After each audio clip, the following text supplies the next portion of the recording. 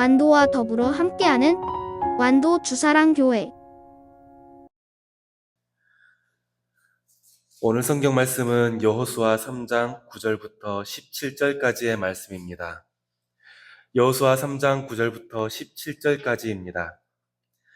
한 절씩 교독하겠습니다.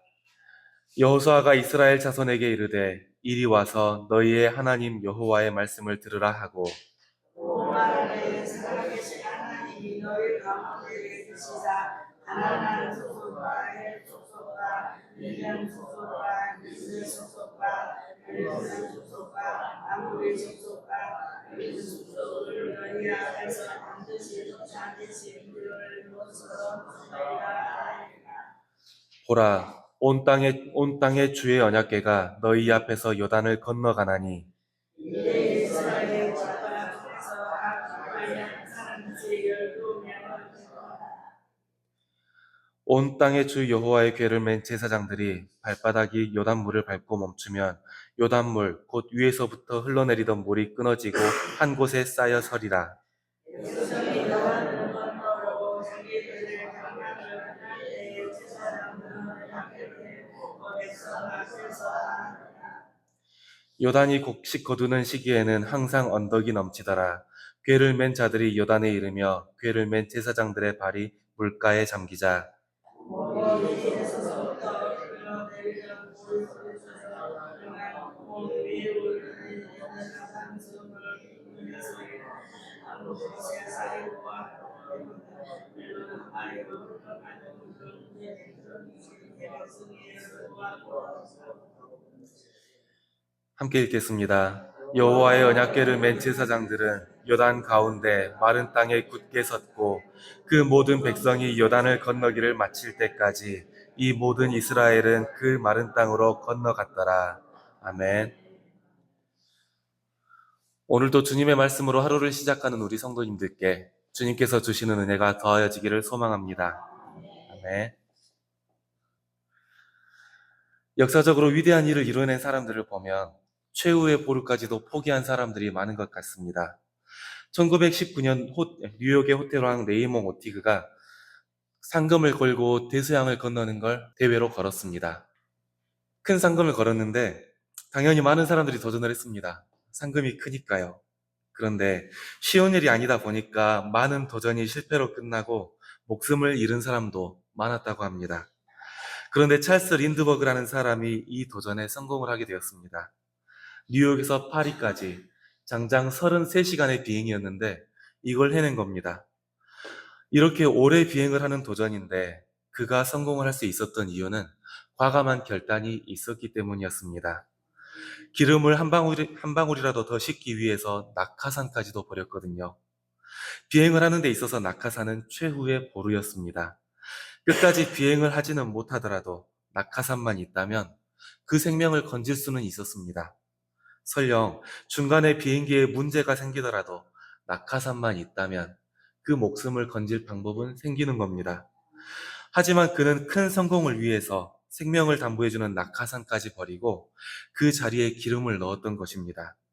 이렇게 보면 위대함이라는 것은 안주함과는 함께 있지 않는 것 같습니다. 위대한 성공은 모험을 하고 도전을 할 때 찾아오는 것입니다. 이건 신앙생활에서도 마찬가지입니다. 하나님의 역사를 경험하는 사람은 안전의 자리에 머무는 사람이 아니라 하나님의 약속을 붙잡고 믿음의 걸음을 내딛는 사람에게 있습니다. 오늘 성경 말씀 속에서도 이스라엘 사람들의 발걸음이 어떻게 마른 땅을 걷게 되는지, 또 하나님의 기적으로 어떻게 이어지게 되는지 이걸 보게 됩니다. 먼저 여호수아는 백성들을 모은 뒤에 그 사람들을 향해 선포했습니다. 오늘 말씀 9절과 10절을 함께 읽겠습니다. 시작. 여호수아가 이스라엘 자손에게 이르되 이리 와서 너희의 하나님 여호와의 말씀을 들으라 하고 또 말하되 살아계신 하나님이 너희 가운데에 계시사 가나안 족속과 헷 족속과 히위 족속과 브리스 족속과 기르가스 족속과 아모리 족속과 여부스 족속을 너희 앞에서 반드시 쫓아내실 줄을 이것으로써 너희가 알리라. 아멘. 이리 와서 여호와의 말씀을 들어라. 이제 살아계신 하나님께서 우리에게 증거를 보여주실 것이다. 이걸 보면 하나님께서 저 민족들을 다 쫓아내고 가나안 땅을 너희에게 주신다라는 것을 믿게 될 것이다. 이게 여호수아의 선포였습니다. 살아계신 하나님. 이 표현은 당시 사람들에게 분명한 인식을 심어주었습니다. 주변 민족의 신들은 아무것도 할 수 없는 존재인데 오직 우리의 하나님은, 우리를 이끌어 주시고 우리와 함께 하시는 하나님은 우리에게 저 땅을 허락하여 주실 것이다. 이 사실을 확신하게 만들었던 겁니다. 이어서 여호수아는 모든 시선을 언약궤에 모은 뒤에 다시 한번 선언했습니다. 13절 말씀을 함께 읽겠습니다. 시작. 온 땅에 주 여호와의 궤를 맨 제사장들의 발바닥이 요단물을 밟고 멈추면 요단물 곧 위에서부터 흘러내리던 물이 끊어지고 한 곳에 쌓여 서리라. 아멘. 언약궤를 맨 제사장들이 요단강의 물을 밟고 서면 저 위에서 물들이 쌓여서 설 것이다. 언약궤는 하나님의 임재와 주권의 상징이었습니다. 제사장들이 언약궤를 메고 나아간다라는 뜻은 하나님께서 앞서 가셔서 우리의 길을 만드시고 하나님께서 먼저 우리를 인도하여 주실 것이다. 이런 의미였습니다. 그런데 한 가지 짚어야 할 것이 있습니다. 하나님께서 길을 여시고 함께 하신다. 이것까지는 알겠습니다. 그런데 강물이 끊어지고 물이 쌓일 것이다. 이거는 말이 안 되잖아요. 물이 어떻게 쌓이나요? 심지어 그 시기는 요단강이 범람하는 추수기였다고 합니다. 도저히 강을 건널 수 없는 상황인데 하나님께서는 그 강물에 발을 딛고 서라고 요구하시는 겁니다. 왜 하나님께서는 굳이 강물이 적어서 편안할 때가 아니라 물이 넘쳐서 도저히 갈 수 없을 것 같은 지금 그 강물에 발을 떼라고 말씀하시는 걸까요? 그 이유는 사람이 불가능하다고 생각하는 바로 그 자리에서 하나님의 기적이 확실하게 드러나기 때문입니다. 이스라엘 백성들은 여호수아의 말대로 나아갔습니다. 제사장들은 언약궤를 메고 요단강에 발을 담그었고 그때 정말로 하나님의 기적은 드러났습니다. 오늘 말씀 15절과 16절을 함께 읽겠습니다. 시작. 요단이 곡식 고드는 시기에는 항상 언덕에 넘치더라. 궤를 맨 자들이 요단에 이르며 궤를 맨 제사장들의 발이 물가에 잠기자 곧 위에서부터 흘러내리던 물이 그쳐서 사르단에 가까운 매우 멀리 있는 아담 성읍 변두리에 일어나 한 곳에 쌓이고 아라바의 바다 여매로 향하여 흘러가는 물은 온전히 끊어지매 백성이 여리고 앞으로 바로 건널세. 아멘.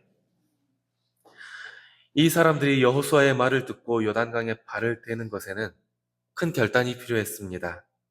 당장 물이 넘쳐서 언제 흘러넘칠지, 언제 우리를 덮칠지 모르는 상황이었으니까요. 아무리 하나님의 말씀이 있다고 하지만 그 결단은 정말 내 생명까지도 하나님께 맡기는 결단이었습니다. 때로는 하나님께서 결단을 요구하실 때가 있습니다. 그 결단 앞에서 주저하지 않는 저와 성도님들이 되시기를 바랍니다. 오늘 성경 말씀 속에서 하나님께서 요구하셨던 결단은 이스라엘 백성들에게 가나안을 주시기 위해 살아계신 하나님이다라는 것을 보여주시기 위해 그래서 요구하셨던 결단이었습니다.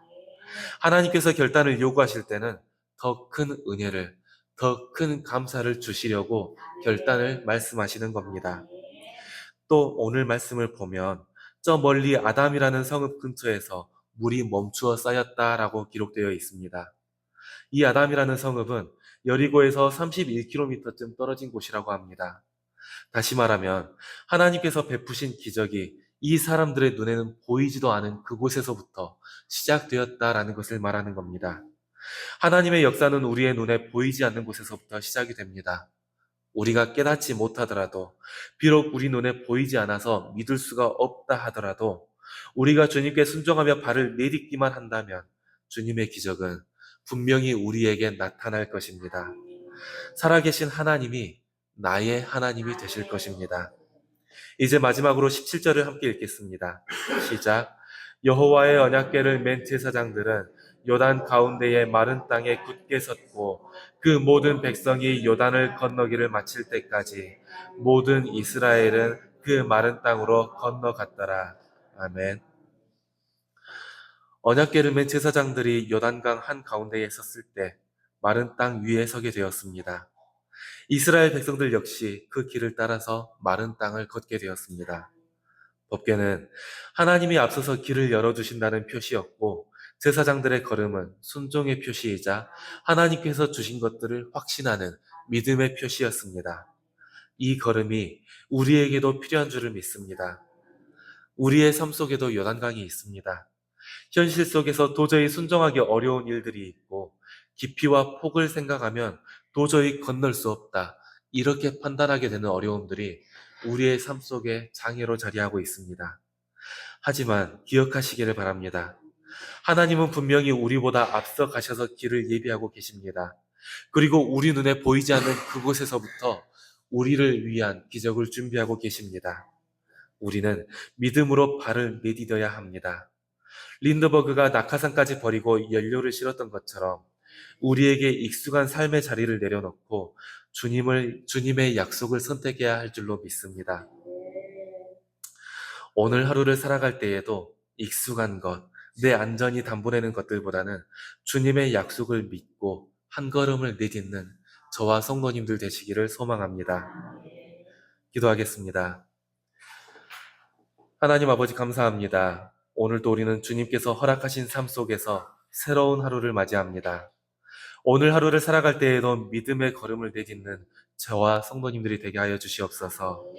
내 삶의 낙하산처럼 여겨지는 것들까지도 모두 내려놓게 하시고 우리를 위해 준비하신 일들을 신뢰하게 하여 주시옵소서.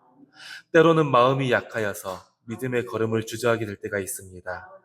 주님께서 이런 우리의 믿음과 마음까지도 살펴주시고 그 도움으로 걸음을 내딛게 하여 주시옵소서.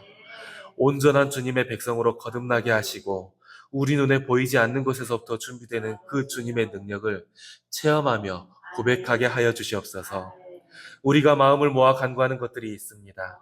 간절히 바라는 것들이 있고 육신의 고통으로 고통받는 형제들이 치유되기를 소망합니다.